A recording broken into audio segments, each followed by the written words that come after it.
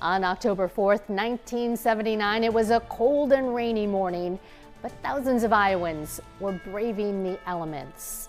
It was, of course, for a once-in-a-lifetime opportunity to see Pope John Paul II right here in Iowa. And the wait was well worth it. Here's how people in the crowd remember that day 45 years ago.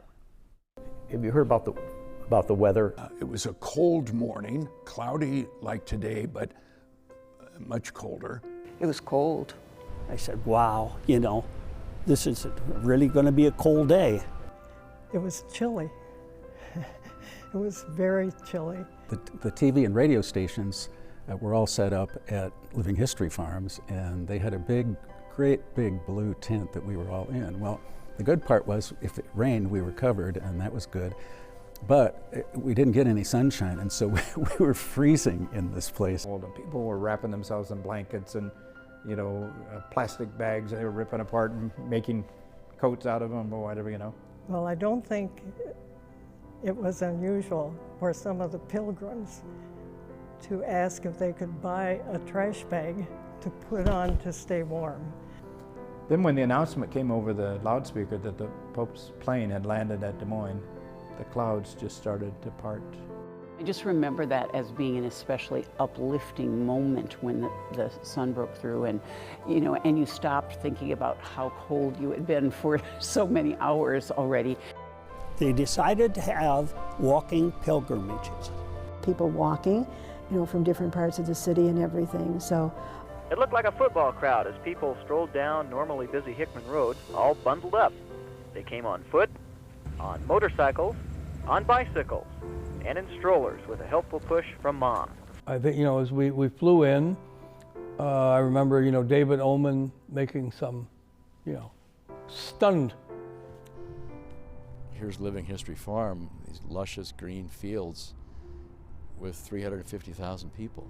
All right, now, as they're watching the helicopters start to come in, you'll start to hear all of the excitement start to swell. I'd say it was electric.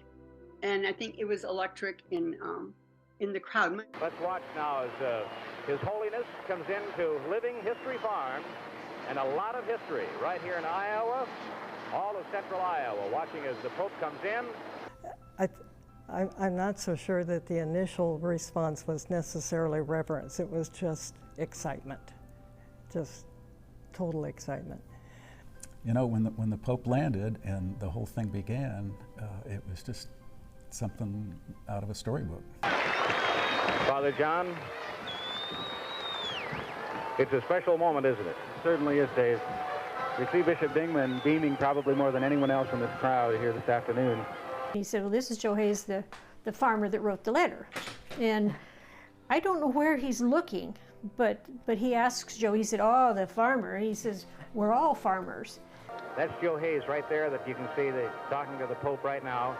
And Joe Hayes and his wife have also been invited by the President to the White House reception. Marion Hall was professor at Drake, and he conducted the chorus. He was not Catholic, and we had members said, why aren't you using some of this old Gregorian music and the stuff of the, and it was like, we're going a different direction here. And it was just about the joy of the moment, about being gathered together to sing. Work to our benefit that the date we were given was October 4th, which is the feast of St. Francis of Assisi. So that inspired one of the songs we sang, All Creatures of Our God and King. That they need assistance.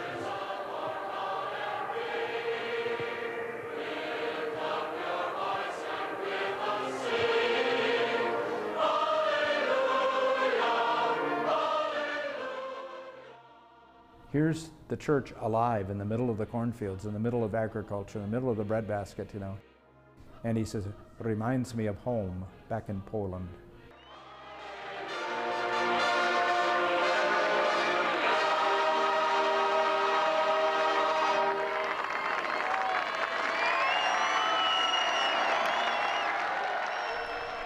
So what did the Pope say?